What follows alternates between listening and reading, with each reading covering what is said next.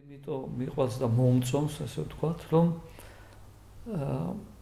ბუნებრივ ლანდშაფტთან არის ძალიან ახლოს, ჩაწერილია ბუნებრივ ლანდშაფტში.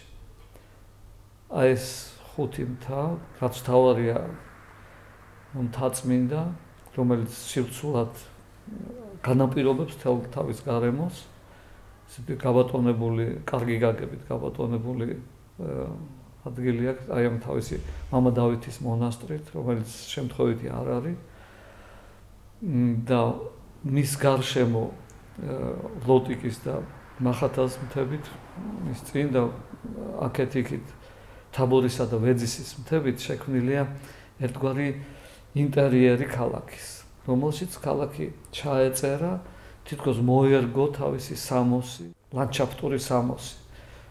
და ეს გაფორმდა დაახლოებით მე-19 საუკუნის 70-იანი წლებისთვის უკვე ამოავსო ეს ქვაბულივით ადგილი თბილისმა და ამის მერე ძალიან მშვიდობიანად ვითარდებოდა ის, რომ ტერიტორიის ზრდა არ ჭირდებოდა. და სულ ქონდა რეზერვი ინტენსიური განვითარებისთვის, გამჭიდროებისთვის. ის რომ კიდე დიდხანს განვითარდებოდა ეს ინტენსიურად, თითქმის 60 წელი ვითარდებოდა ინტენსიურად ესე გაფართოების გარეშე. ეს დამოკიდებულება განაშენიანებასა და ბუნებრივ ლანდშაფტს შორის არის გადამწყვეტი ესთეტიური ფენომენი თბილისისთვის, ჩემი აზრით. და მე ვფიქრობ, რომ ძალიან ბევრ სტუმარსაც სწორედ ამიტომ მოწონს თბილისი. მთების წვერები არის ისე ტიტველი, ისე რომ თავის სირცულის ზემოქმედება ჰქონდეთ. მათი ფერდები ძირითადად დაბალსართულიანი განაშენიანებით არის გაშენებული, რამოდენიმე ძალიან უხეში ჩარევას თუ არ ჩავთვლით, მაგალითად ეს ეგრეთ წოდებული სამების ეკლესია, რომელიც ძალიან ძიმე შეცდომა იყო ქალაქისთვის. იმდენად დიდია, იმდენად დამტკუნველად მოქმედებს ამ ლანდშაფტზე, რომ არ შეეფერება. ერთი-ორი ასეთი ჩარევის მიუხედავად, ჯერ კიდევ დაბალსართულიანი განაშენიანება ამ მთების კალთებზე, ეს განაშენიანება არ ადის მთის წვერებზე და თავის სივრცულ ზემოქმედებას ისე ვინარჩუნებენ. და ეს ვფიქრობ, რომ გადამწყვეტია თბილისის ესთეტიური სახისთვის. თვითონ განაშენიანება ძალიან საინტერესოა, ძალიან მრავალფეროვანია და აქვს ნიშნები ამ კულტურათა შერევის, აღმოსავლურის და დასავლურის, საკმაოდ სოლიდური ქალაქია, მაგრამ თუ შევადარებთ, ვთქვათ, ევროპულ ქალაქებს, მე-19 საუკუნის დროინდელ ნაგებობებს, ვთქვათ, სოლოლაკს ან ასეთ სხვა უბნებს, ან პლეხანოვს, მთაწმინდას, ნახავთ, რომ ეს თვითონ ნაგებობების არქიტექტურის თვალსაზრისით ეს პროვინციაა ევროპის. ეს არის პროვინციის პროვინცია. რუსეთი იყო ამ დროს პროვინცია ევროპის და საქართველო კი რუსეთის პროვინცია. ისე რომ თავისთავად არქიტექტურით ეს არ არის რაღაც გამორჩეული მსოფლიოში თითით საჩვენებელი ქალაქი, აი ამ თვალსაზრისით. მაგრამ აი მსოფლიოში თითით საჩვენებელი და გამორჩეული ქალაქია თავის ლანდშაფტთან ურთიერთობით. ეს არის გადამწყვეტი, ჩემი აზრით, თბილისის ხიბლში. მიუხედავად სოციალური უთანასწორობის, რომელიც ყოველთვის არსებობდა, მერე ბოლშევიზმის დროს ეს ძალიან გამწვავდა. ეხლა ხოსუნთლად ველური სახე მიიღო კაპიტალიზმის გამო, დღევანდელი ევროპული ქალაქებისგან განსხვავებით, სივრცულის სეგრეგაცია არ არსებობს თბილისში. ან ძალიან მცირედ არსებობს.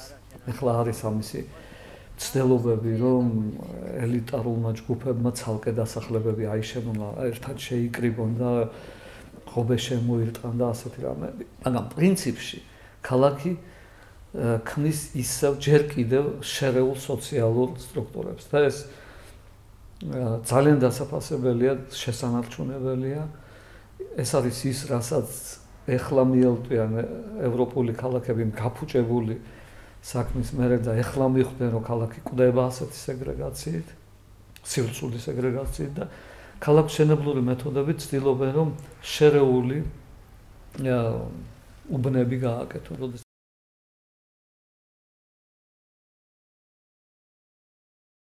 ეხლა ძალიან დიდი ხანია ვცხოვრობ გერმანიაში, მაგრამ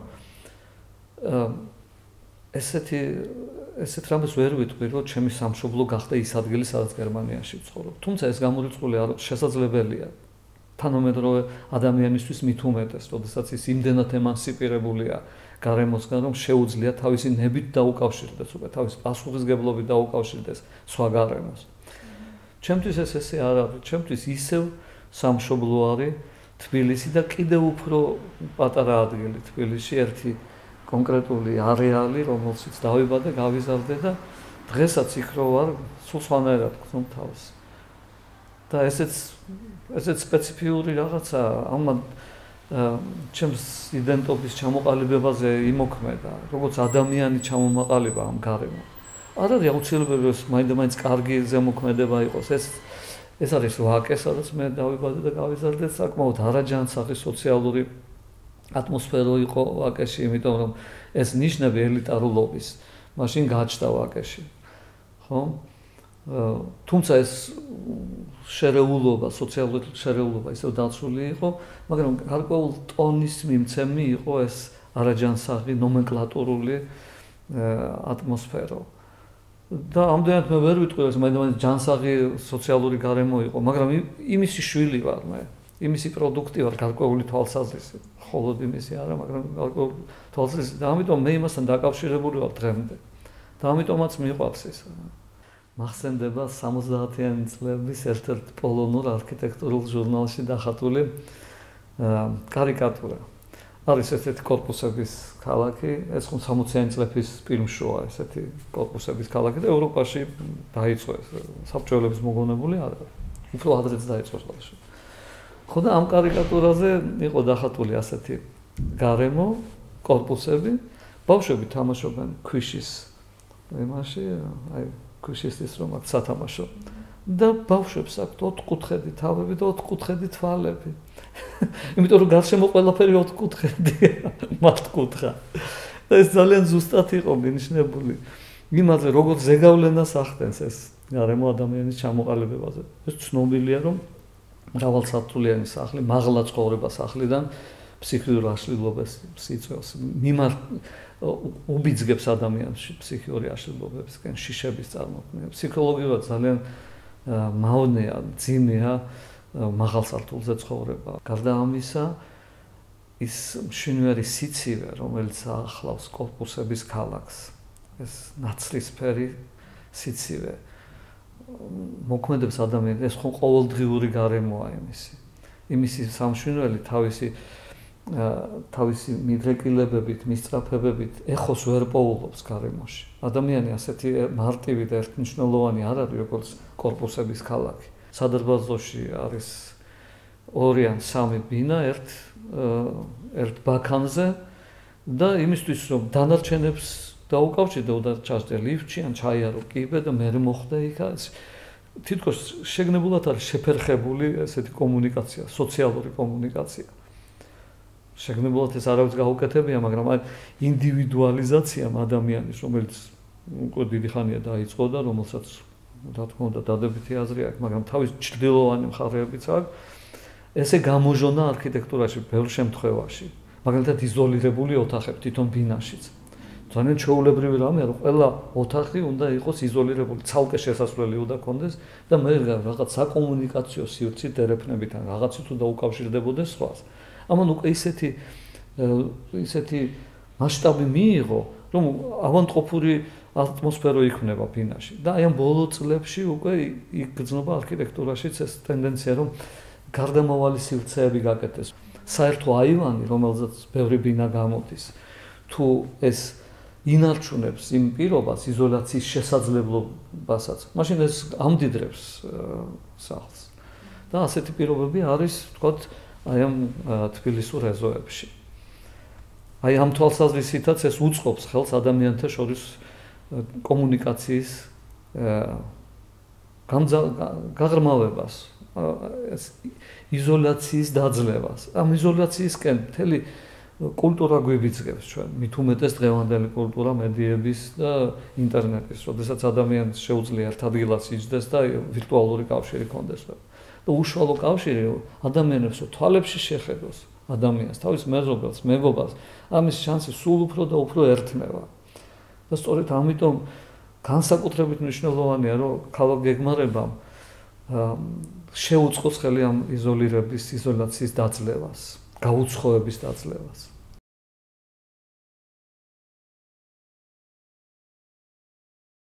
წარმომადგენლობის საფუძველზე შექმნილი თვითმმართველობა არის ევროპული მოვლენა, რომელსაც არ იცნობს აღმოსავლეთის დესპოტიები. და ასეთმა ტრადიციამ თავიდანვე ჩამოყალიბებულმა ასეთმა სოციალურმა წყობამ შექმნა შესაფერისი სივრცული წყობა ქალაქების ევროპაში. და ამით განსხვავდებიან ისინი აღმოსავლური ქალაქებისგან. და თბილისს ესეთი ფორმა აქვს. სოციოლოგები ამბობენ, რომ ესე კი არ მოხდა ევროპული ქალაქის შექმნა, რომ ადამიანებმა სახლები აიშენეს და რაც ადგილი მორჩათ, ეს გადააქციეს შეხვედრების ადგილად. არამედ პირიქით.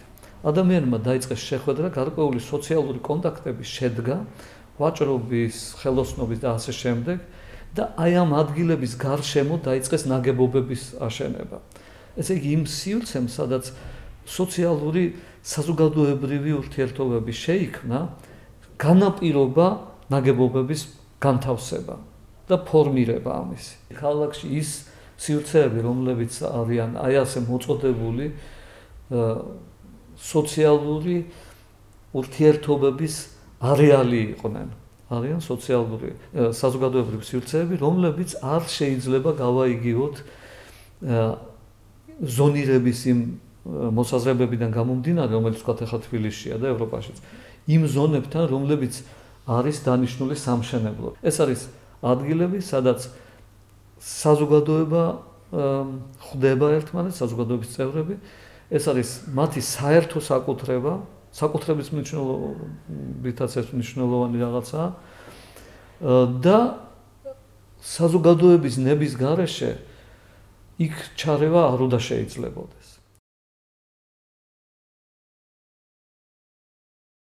ქალაქგეგმარებელი არის დამგეგმარებელი, ხელოვანი ამდენადაც ის რაღაცას ქმნის. ის აფორმებს საზოგადოების ლოკალურ, სოციალურ და სივრცულ გარემოს. ხშირად ისეთი რამე, რაც ერთ კერძო პირს აწყობს და არ არგია საზოგადოებას. და ხშირად საზოგადოება თავს ახვევს კერძო პირს თავის მოთხოვნილებებს. და არსებობს ამდენად ანტაგონიზმი. აი ამ ანტაგონიზმის გათვალისწინებით პროექტირება არის ქალაქგეგმარებლის ამოცანა და ამ ანტაგონიზმის დაძლევა ამოცანა. კორპუსი, რომელიც ანგრევს ქალაქურ სივრცეს, ქალაქისთვის სრულიად შეუფერებელი ფორმაა ნაგებობის, ძირითადად შენდებოდა გარეუბნებში. 90-იანი წლებიდან დაიწყო ესეთი ტოტალური ნგრევა ძველი სისტემების, ქალაქური სისტემების და ამ კორპუსების ჩადგმა უკვე ძველ ქალაქში. ესე რამდენიც არ უნდა ვილაპარაკოთ იმაზე, რომ სივრცულად, ესთეტურად მახინჯდება ქალაქი და ასე შემდეგ, რაც აუცილებლად ანგარიშგასაწევი და ძალიან მნიშვნელოვანია. მე მაინც როგორც მოქალაქე და პირველ რიგში მოქალაქე ვარ და მეორე რიგში ქალაქგეგმარებელი, ეს არის სოციალური გამოწვევა. აღარ შეიძლება ამ თვითნებობის, ამ უმსგავსობის ატანა, რაც ჩვენთან ხდება. როდესაც ჩვენ გადაქცეული ვართ ობიექტებად, ადამიანები, საზოგადოების წევრები, რომლებსაც როგორც გინდა ისე მოექცევი. ამას აკეთებდა სტალინიზმი. და ჩვენ აღარ გვინდა რომ ესეთ გარემოში ვიცხოვროთ.